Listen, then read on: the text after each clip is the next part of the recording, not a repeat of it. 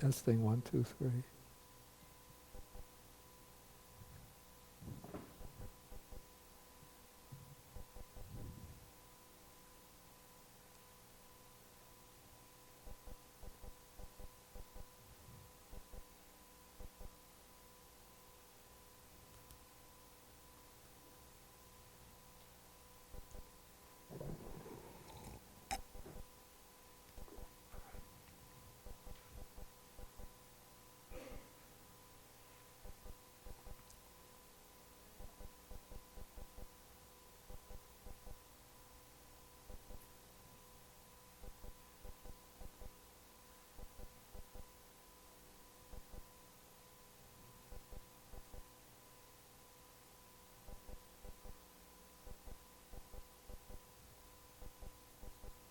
Question, anyone?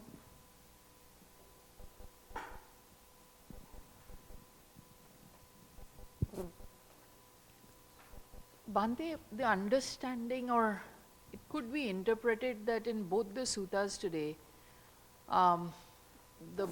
is it possible that there is some kind of an oral transmission of enlightenment that the Buddha or any of the teachers give?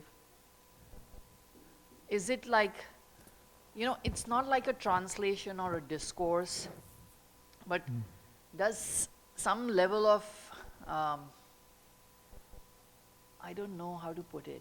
It's like in modern day terminology, people talk about energy transmission. You know what I mean? You mean like the Indian concept of Shaktipat? That's right. Where the master touches the disciple. And the person is enlightened or Yeah. reaches some level of enlightenment. So I'm just wondering, is there anywhere in the suttas, is there something like oral transmission that just by talk, people realize great things? There is something like that.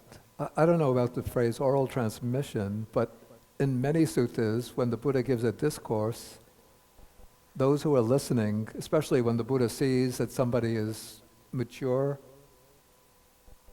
then he'll give the discourse that's directed specifically to that person's capacities and faculties, and then that person will achieve one of the levels of realization just on the spot. And sometimes this happens even with those who, at least in this life, haven't done any what we call formal meditation practice. Right. But they must have accumulated what we call the paramis over many previous lives. And so their faculties are quite mature, quite ripe.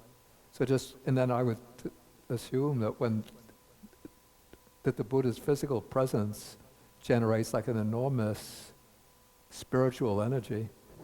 So we don't see anything like the Shaktipat there.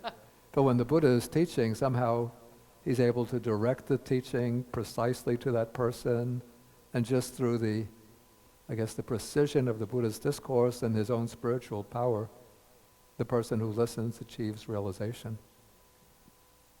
Yeah, sometimes that even goes up to the attainment of arahantship. Really? Yeah, so that there are some discourses, I think one that we'll come to, it says that as the Buddha was speaking this discourse, the minds of the 60 monks who were listening, their minds were freed from the asavas. But there's previous work, obviously, that those monks Oh have yeah, already yeah. attained. I mean, they would have done. It's not like a miracle. No, nothing is like a miracle. Yeah. The only miracles are flying through the sky.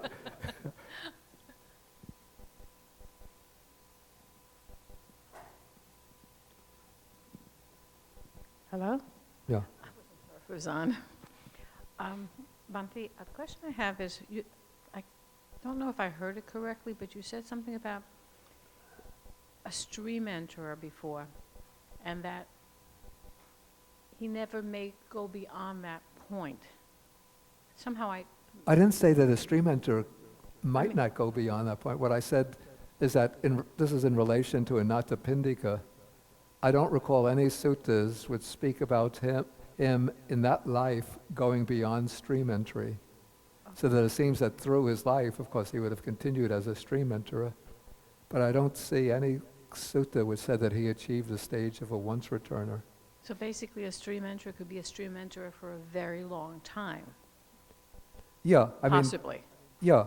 one can continue through the rest of one's life as a stream enterer, even for several lives. But once one becomes a stream enterer, then one is bound to reach full liberation. At some point. It said in a maximum of 7 lives. Of course, it seems like a long time to us. But Thank you.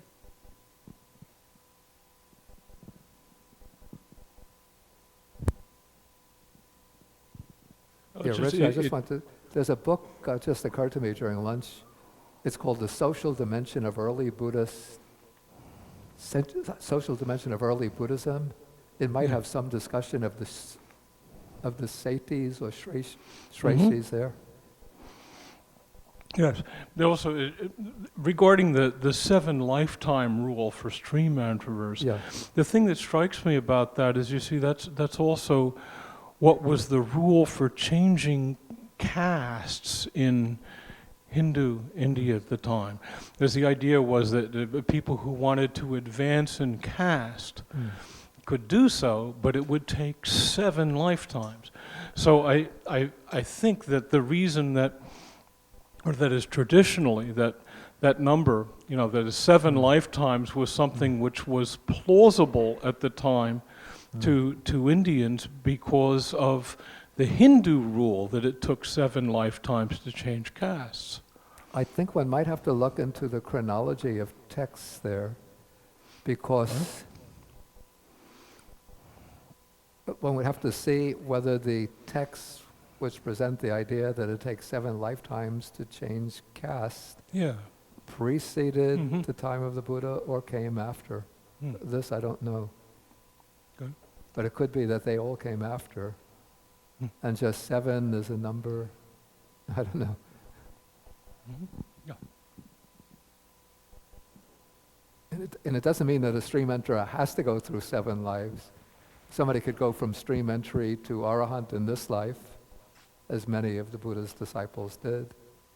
Or they can go in this life from stream enterer to once returner to non-returner. So 7 lives is only given as the maximum, not as a fixed. Yeah, I can understand that, but more often I would think about that, see, if the Buddha said, or that if Buddha said that it takes more than 7 lives, Yeah. the Hindu response would be, well, we can make it to another caste in 7 lifetimes, why do we wait?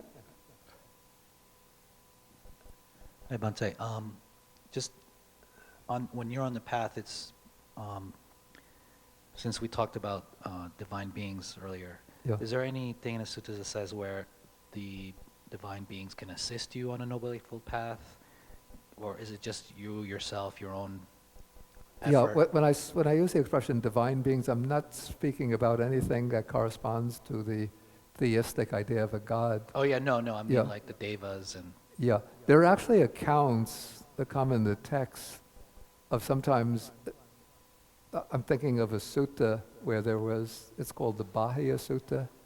There was an ascetic who thought that he was an arahant, and then, he must have lived sometime in that belief. Then it said that a deity came to him and told him, "You are not an arhat or even on the path to arahantship." And then that sort of shocked him, and then he must have realized it was true. Then he asked, "Well, where can I find an arhat?" Then the deity said, "Well, if you go to Savatthi, there's somebody there that they call the Buddha. You should see him." Okay. Yeah, so, there are accounts like that in the suttas. How this would work in our own real life.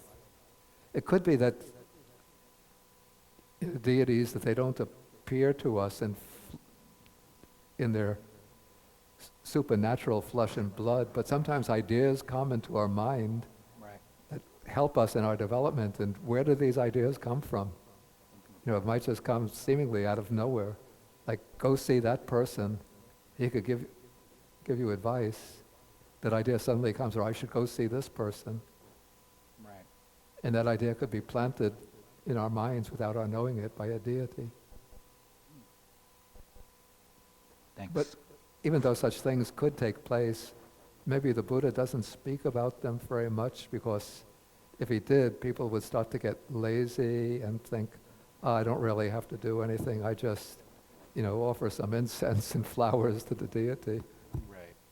Maybe it's a combination of your own effort and maybe a little bit of assistance. Yeah, I think that there can be some super spiritual beings in other dimensions who are helping us along the path, just through infusing us with their spiritual energy or suggesting ideas to us.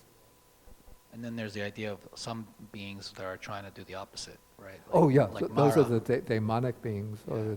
the Mara and his assistants. Thank you. I have a question about the jhanas in terms of the notion of absorption, Yeah, as opposed to the idea of a trance state. yeah.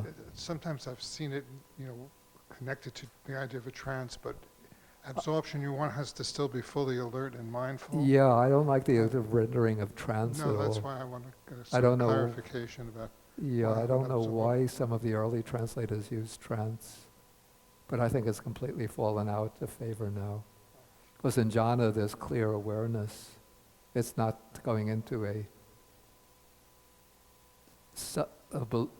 state below the threshold of ordinary consciousness, but rather above ordinary consciousness. So it's just a question of how when you are meditating, you feel you're free of thought, you sort of have bare attention to your breath, how you might distinguish that from a state of more deeper absorption.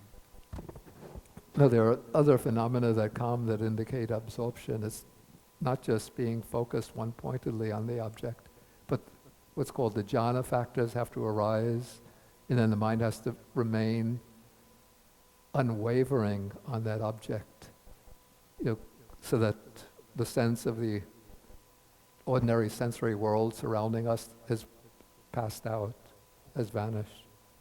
That the mind is, maybe absorption gives the sense. Thank you. But it's Thank kind of sustained, deep sustained. And then it's accompanied by, well, even before one is into the full jhana, there's the arising of the qualities like joy and bliss.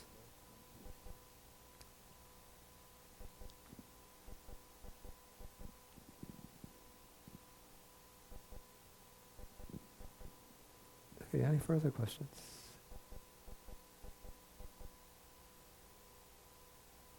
Okay, if no further questions, then we'll stop for the day. We covered a lot of territory, 2 suttas today, though they were both short. And then next week, as I mentioned, we will take suttas, Sutta 44, a very controversial sutta, as you'll see. So stir up a little, we have to have like the coming attractions or preview. A point that's been debated even by contemporary Buddhists back and forth in learned journals, scholarly journals, and at the more popular level. And then Sutta number 45, which we could just take very briefly, 45. Did you say? Oh, I'm sorry. I said 45. Oh, I'm sorry. It's 144 and 145. Okay, so let us end then with 3 half bows again.